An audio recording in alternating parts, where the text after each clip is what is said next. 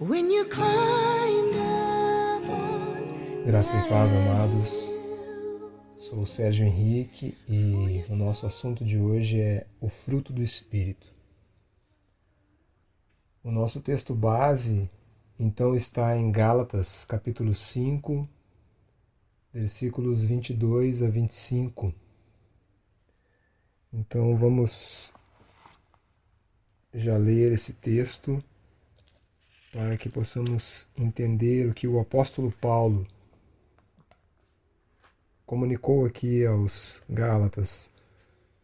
Então o texto diz assim: mas o fruto do Espírito é amor, alegria, paz, longanimidade, benignidade, bondade, fidelidade, mansidão, domínio próprio. Contra essas coisas não há lei. E os que são de Cristo Jesus crucificaram a carne com as suas paixões e concupiscências.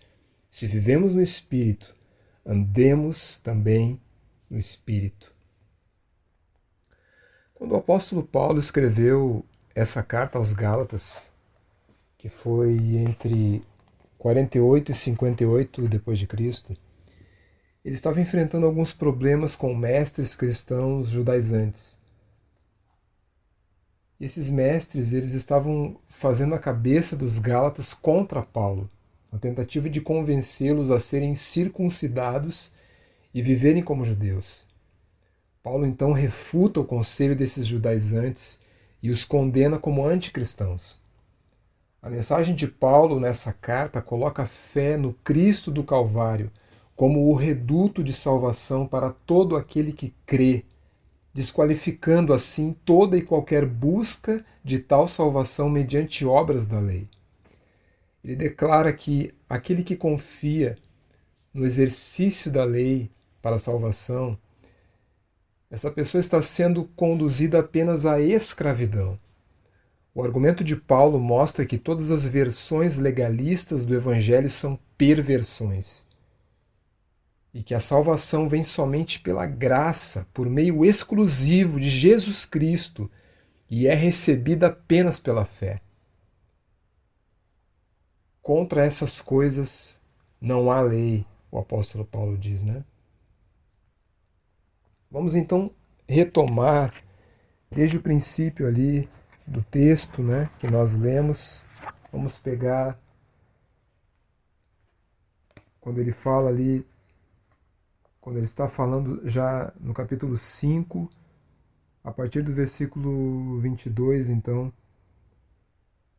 Notem que o substantivo, né, fruto, ele está no singular, né? Ele não está dizendo aqui, mas os frutos do Espírito são. Ele diz, mas o fruto do Espírito é. Então ele começa com essa palavrinha, né? Amor. Né? E a partir dessa palavrinha ele começa a falar outros atributos aqui, mas que estão todos ligados à primeira. Ele coloca amor, alegria, paz, longanimidade, benignidade, bondade, fidelidade, mansidão, domínio próprio. Então nenhuma dessas coisas que ele está falando aqui é talento ou vocação. Elas são a moldura dentro da qual nós servimos a Cristo. São 9 qualidades que ele está falando aqui, né? E essas qualidades elas precisam caracterizar aqueles que são salvos pela graça, cujos corações já estão cheios do Espírito Santo. Mas a salvação ela também não é algo teórico. Ela precisa ser evidenciada na vida de toda pessoa salva, conforme fala Tiago, né? Tiago, lá pelo capítulo 3, os versículos de 13 a 18, ele fala exatamente disso, né? Mas nós precisamos olhar para o fruto como uma evidência da presença do Espírito Santo, que alega que todo aquele que tem, né, que é um discípulo de Cristo, ele precisa ter esse Espírito Santo. Se eu alego ser de Cristo e se eu professo ser de Cristo, eu preciso ter esse Espírito Santo dentro de mim. E a evidência de que esse Espírito Santo está dentro de mim é o fruto. Alguns se baseiam muito nos dons, né, e falam muito e reverenciam muito a questão dos dons. Né? Em outro momento nós vamos falar também dos dons, mas hoje especificamente nós vamos falar do fruto, porque na verdade não são os dons que evidenciam, né? Não são os dons que eu professo ter, que evidenciam que eu sou de Cristo. Porque Jesus mesmo disse, né, que muitos chegarão diante dele na consumação dos séculos, né, no juízo final, e dirão: Senhor, eu fiz tais e tais coisas, eu orei por pessoas, eu curei pessoas, eu fiz sinais e maravilhas em teu nome, e eu ressuscitei mortos, até quem sabe alguém vai dizer, né? Mas Jesus vai dizer o quê? Afastai-vos de mim, malditos, para o fogo eterno. Ele vai falar isso para algumas pessoas, e ele vai dizer por quê. Ele diz: porque nunca vos conheci. Então, o que realmente faz a diferença é conhecer a Cristo. E quando nós conhecemos a Cristo, nós somos conhecidos por Ele. Então, como que funciona esse conhecimento, tanto eu conhecendo a Jesus como Ele me conhecendo, ou vice-versa? É através da evidência do fruto do Espírito na minha vida, né? Eu sou conhecido por Deus quando Ele olha para mim, Ele me reconhece, Ele diz: não, esse aí, ele tem a marca, ele tem o fruto. Portanto, é o fruto que me evidencia como um cristão, e não o dom, não os dons, quaisquer dons, né? O que o apóstolo Paulo mesmo diz, né? Lá aos Coríntios, né? No capítulo 13, ele diz que eu posso ter tantas coisas, ainda que eu tenha uma fé ao ponto de transportar montes, eu posso falar a língua dos homens, a língua dos anjos, eu posso entregar o meu próprio corpo para ser queimado, mas se não houver em mim amor, nada disso vai me aproveitar. Olha aí o amor aí, né?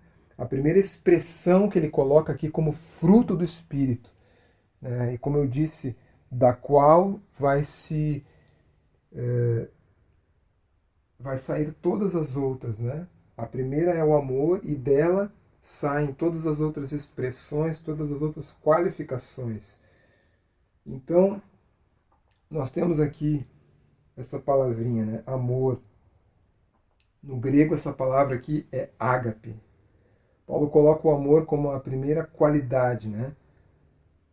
Pois ele é o ingrediente básico de todos esses outros, dessas outras qualidades aqui, como eu disse, né? Mas nós não podemos confundir esse amor, né? No grego, esse amor, no português nós falamos amor para tudo, amor para Deus, amor de um homem para com uma mulher, né? Ou vice-versa, o amor de um filho para com o pai, pai para com o filho, mas na verdade ágape se refere ao amor de Deus, se refere ao amor que Deus tem, o amor sacrificial, podemos falar assim, né? O amor que Ele tem por nós, é esse amor que tem que fluir das nossas vidas. É esse tipo de amor. Então, ágape é exatamente esse amor, né? É capaz de absorver os ferimentos causados pelo próximo sem devolver na mesma moeda. Essa é a característica do amor ágape. E Deus é amor. Ele expressou seu amor quando deu seu Filho Jesus Cristo como sacrifício, que levou sobre si a ira de Deus contra os pecadores e morreu por nós, né? Para que pudéssemos receber a expiação pelos nossos pecados, né? E viver com Ele para todo sempre. E Deus nos ama.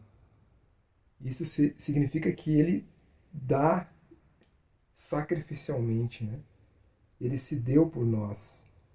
E se ele fez isso por nós, nós também temos a ordem de agir conforme seu exemplo também para com os outros. A segunda qualificação que ele coloca é a alegria. No grego é chará. Essa alegria vem de saber que Deus habita dentro de mim, que ele perdoou os meus pecados, que eu não estou destinado a ira mais, mas a vida eterna, no reino eterno de Deus me aguarda. Essa alegria não depende das circunstâncias mutáveis da vida, mas essa alegria depende da promessa de Deus, de que Ele está comigo onde quer que eu esteja e que Ele me cuida em toda e qualquer situação. Essa é a alegria que deve estar dentro do nosso coração. Essa é a alegria que é o fruto do Espírito, que é uma qualificação do fruto, né? Uma multiface, né? Do fruto do Espírito na minha vida. Depois, a terceira é a paz. Eirene seria no grego. O que seria essa paz? Essa paz é a ausência de toda e qualquer hostilidade entre Deus e o homem. A paz interior ela vem da segurança de se pertencer a Deus. Essa paz é o verdadeiro descanso, mesmo à luz da ameaça e de algum perigo, porque Deus ele está comigo, Ele está presente, Ele está conosco. Ele é o nosso escudo, nosso refúgio e fortaleza. Essa paz ela é fruto de Deus direcionar os meus olhos para o seu poder soberano, de forma que qualquer desafio ou perigo que esteja diante de mim, seja um perigo terreno, qualquer coisa que possa estar me ameaçando, esse perigo ele encolhe, ele é diminuído, ele é retraído quando ele é comparado ao poder soberano do Senhor que habita dentro de mim, que salvou a minha vida, que está me esperando no céu, até o dia que eu deixarei esse tabernáculo, como Paulo diz também, né? E subirei pelos ares e estarei diante da sua presença. Oh, maravilha! Essa paz, ela precisa estar dentro do meu coração, como fruto do Espírito. A paz de Deus é uma clara evidência na vida daquele em quem Deus vive. Essa paz não garante uma vida sem lutas. Em Juízes 6, Deus envia Gideão à guerra contra um exército poderoso, poderosamente numeroso, né, dos midianitas. Mas ao final desse encontro com Deus, Gideão o chama de o Deus de paz. Então, à medida que ele se prepara para a batalha e depois diante de seus inimigos, Gideão desfruta então da paz de Deus. Ele sabe que Deus não é inimigo dele, mas Deus se encontra ao lado dele e o protege. Essa verdadeira paz ela só é possível entre duas pessoas que desfrutam da paz de Deus. Qualquer outra pessoa é apenas uma trégua temporária. A próxima multiface desse dom é a longanimidade. Longanimidade seria uma paciência, né? A palavra no grego, uma palavra um pouco difícil, macrotúmia,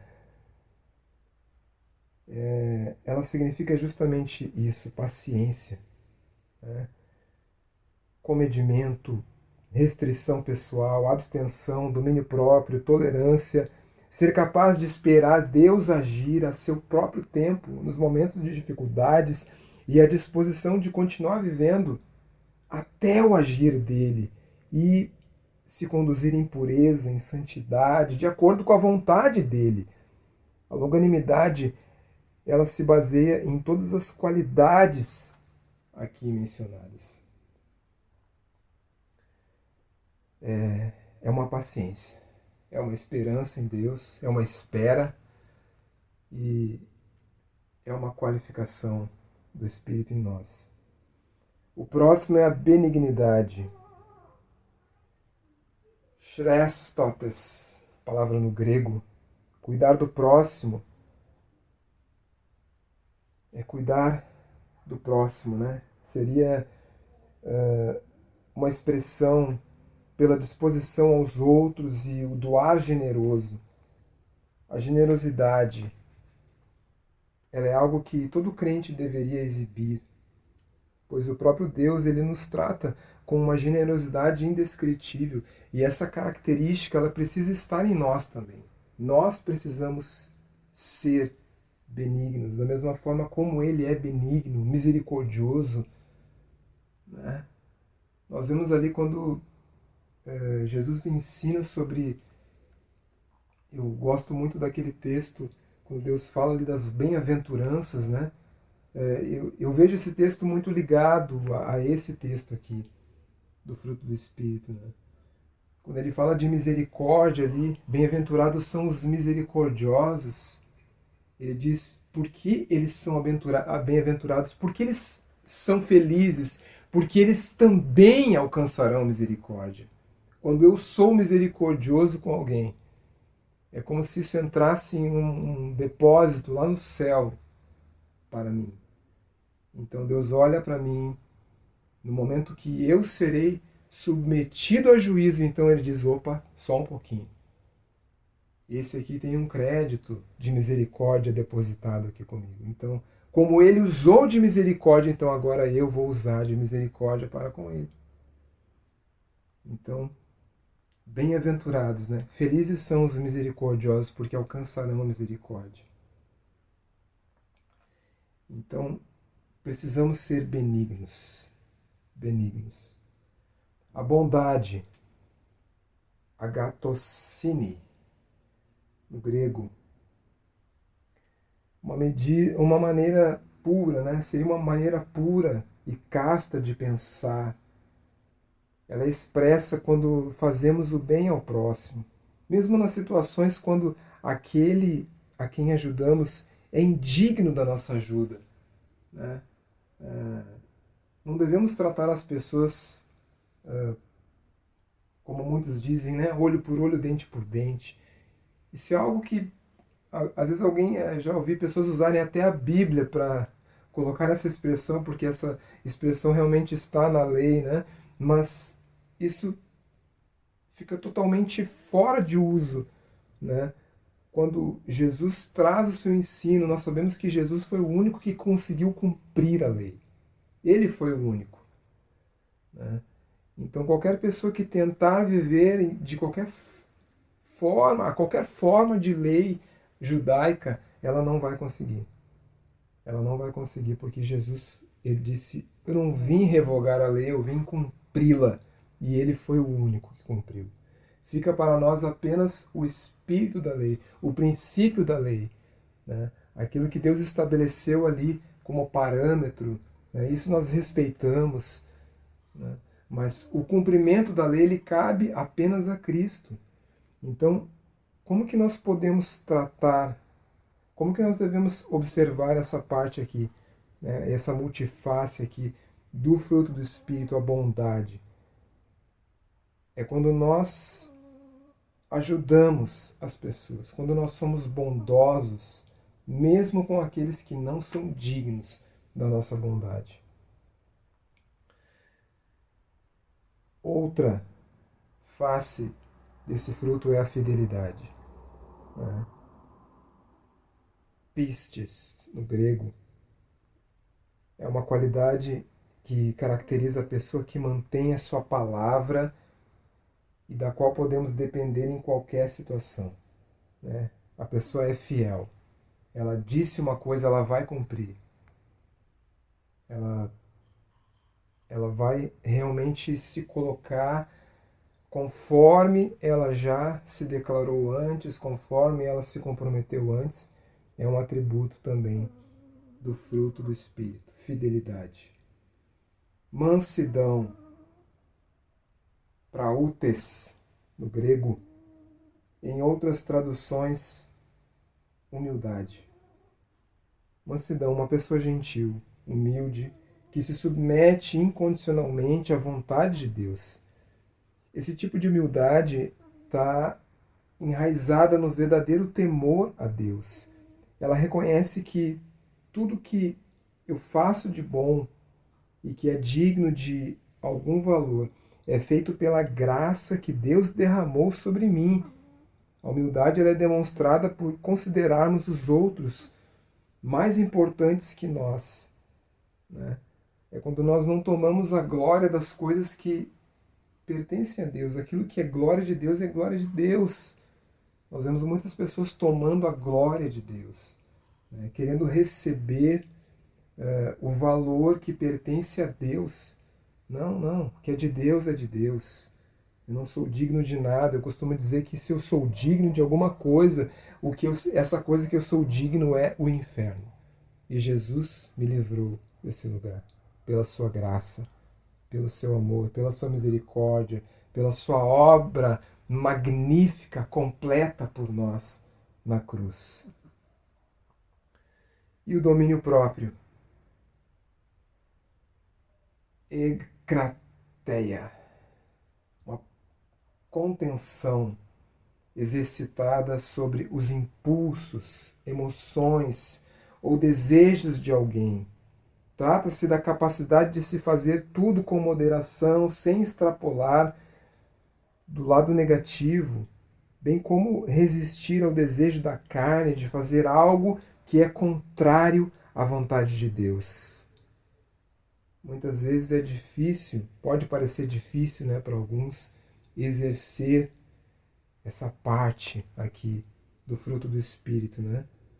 Mas também é uma multiface desse fruto. Também é uma característica desse fruto, do fruto do Espírito, né? Como que eu posso ter domínio próprio? Simplesmente me entregando ao Espírito, dizendo para ele, Senhor Jesus, tenha o controle da minha vida agora. Toma conta de mim, Deus. Não permita que eu faça aquilo que a minha alma está com vontade de fazer. Mas permita-me que eu me domine. Eu gosto muito de usar o exemplo de Davi, né? Quando ele coloca ali no Salmo 62, somente em Deus espera, ó minha alma silenciosa. Também outro salmista declara, né? Porque estás abatida, ó minha alma, porque te perturbas dentro de mim? Espera em Deus, pois ainda o louvarei. É uma ministração para a própria alma, né? Eles estavam ali ministrando para si mesmos e dizendo, por que estás abatida, ó minha alma? Em outras palavras, dizendo assim, como se dissessem assim, fica quietinha aí dentro de mim, ó minha alma. Espera em Deus, pois ainda o louvarei. Né? Segurando a si mesmo, resistindo a si mesmo. Né?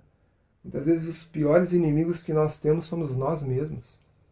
E que vão nos levar a fazer coisas que não gostaríamos de fazer. Nós queremos falar num outro momento também sobre as obras da carne. Hoje nós estamos falando sobre os frutos do Espírito. Mas dando uma rápida pincelada, Paulo, anterior a esse fruto aqui, anterior a esse texto, né, falando dos frutos da carne, ele diz que a carne milita contra o Espírito e o Espírito milita contra a carne para que não façamos o que porventura seja do nosso querer. É interessante nós pensarmos que a nossa vontade ela vai lutar contra nós mesmos.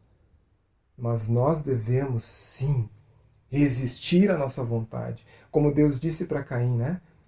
Caim, o pecado está batendo na tua porta, mas cumpre a ti, é responsabilidade tua, Caim, dominá-lo. Isso compete a você dominá-lo. A história nos mostra que Caim fez tudo errado, né? Fez tudo ao contrário do conselho de Deus. Mas nós, queridos, precisamos obedecer ao Senhor. Nós precisamos viver segundo aquilo que Ele tem nos mostrado como a sua vontade, segundo aquilo que nós sabemos que é de fato a sua vontade, né? Aquilo que Ele nos deixou aqui registrado na sua palavra. E Ele diz assim, contra essas coisas não há lei. Contra essas coisas não há lei. Em outras palavras, qualquer pessoa que vive norteada pela orientação do Espírito Santo e em seu poder, ela não infringirá os mandamentos da lei. Ela faz a vontade de Deus. Ela vai seguir a orientação do Espírito Santo. O Espírito Santo vai estar ali ensinando, né, cada passo, dizendo, olha, é por aqui, o caminho é por aqui. Né? Então, na prática, né, o que Paulo quis dizer com essa expressão? Contra essas coisas não há lei. É justamente esse norteio do Espírito Santo, né? É ser norteado por ele. Essa pessoa ela não vive se cuidando, preocupada, pensando, será que eu posso fazer isso? Será que eu posso fazer aquilo? Mas o Espírito dentro dela controla os seus impulsos. Nós vemos também Paulo dizendo aos Colossenses, quem quiser abrir esse texto, depois pode abrir, pode olhar tranquilamente, né, o que Paulo está dizendo aqui. Ele diz aos Colossenses, né, que as coisas que nós fazemos segundo simplesmente uma norma, uma regra, lá no capítulo 13, versículo 5, diz assim, ó, fazei, pois, morrer a vossa natureza terrena, a prostituição, a impureza, a paixão lasciva, desejo maligno e a avareza, que é a idolatria. E por essas coisas é que vem a ira de Deus sobre os filhos da desobediência. Ora, nessas mesmas coisas andastes vós também noutro tempo, quando vivis nelas. Agora, porém, despojai-vos igualmente de tudo isso: ira, indignação, maldade, maledicência, linguagem obscena do vosso falar. Então ele está ensinando aqui, né, para que esses colossenses eles tomem uma posição diante daquilo que está diante deles, tentando controlá-los, né? E no capítulo anterior, no capítulo 2, no versículo 20, ele fala assim, morresses com Cristo para os rudimentos do mundo, porque como se vivesses no mundo, vos sujeitais a ordenanças, não manuseis isso, não proveis aquilo, não toques naquilo outro, segundo os preceitos e doutrinas dos homens.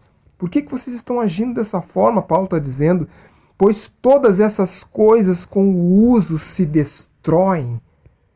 Ele está dizendo que não adianta viver dentro de uma regra, diante de uma norma que não vai te levar a lugar nenhum. Ele diz, você precisa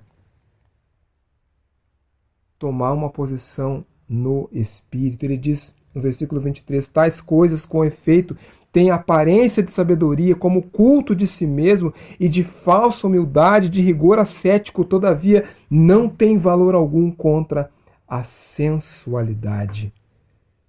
Então ele inicia o capítulo 3 dizendo, portanto, se fostes ressuscitados juntamente com Cristo, buscai as coisas lá do alto, onde Cristo vive, assentado à direita de Deus. Pensai nas coisas lá do alto, não nas que estão aqui na terra. Olha aí, ó, a direção dada por Paulo também aos Colossenses, né? A inclinação às coisas do Espírito, às coisas do alto, aquilo que está na eternidade, não no que está aqui, né? Toda essa visão, todo esse entendimento que Paulo está trazendo, né? Ele é norteado, né, pelo Espírito Santo. É uma direção do Espírito Santo para a vida das pessoas, como ele disse aos Gálatas, né, contra essas coisas não há lei. Não há lei, meu irmão, não há lei, meu amigo, que vai te impedir de viver segundo o que ele está falando aqui, segundo esse ensino que ele está trazendo aqui aos Gálatas. Amém, queridos? Então nós temos a oportunidade agora de louvar ao Senhor, de orar a Ele, de nos colocarmos diante da Sua presença e de buscarmos essa direção do Espírito, pedindo para que Jesus nos fortaleça no Espírito, para que o nosso Espírito seja fortalecido nele, que ele nos torne cada vez mais perto da estatura de Cristo, da perfeita varonilidade, como a palavra também nos ensina a buscar, né? Vamos orar então. Pai, nós nos colocamos diante da Tua presença, Senhor.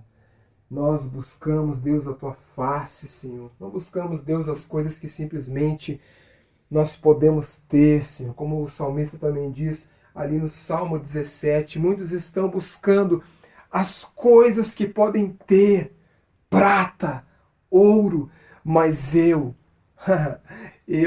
me alegrarei ao descansar. Eu descansarei em Ti quando eu me acordar, quando eu me der por conta, eu me satisfarei com a Tua semelhança. É o que o salmista declara, é o que ele queria ser cada vez mais parecido com o Senhor. E é o que nós oramos agora, Deus, e buscamos, Senhor, a Tua perfeita varonilidade, Jesus. A perfeita varonilidade de Cristo. Nós queremos chegar, Senhor Deus, o mais perto que nós conseguirmos chegar da estatura do Teu Filho Jesus, meu Pai. O exemplo que o Senhor nos deu, mais vivo, Jesus é a mais perfeita expressão de Deus. E nós buscamos essa expressão, nós buscamos essa vida para nós, esse exemplo. E isso nos será dado através do nortear do Teu Espírito, através dos frutos do Espírito manifestos na nossa vida. E nós nos colocamos assim diante da Tua presença, Senhor, e Te pedimos que o Senhor nos dirija nessa semana, que o Senhor nos dê da Tua graça, que o Senhor fortaleça as nossas mãos, Pai, para o combate, Pai. Em nome de Jesus nós oramos assim. Eu peço que o Senhor abençoe a todos aqueles que estão ouvindo nesse momento essa mensagem. Que o Senhor esteja com eles, que o Senhor manifeste na vida dessas pessoas o Teu fruto, Pai. Em nome de Jesus. Amém, queridos. Amém, amados. Então, nós nos despedimos nessa mensagem.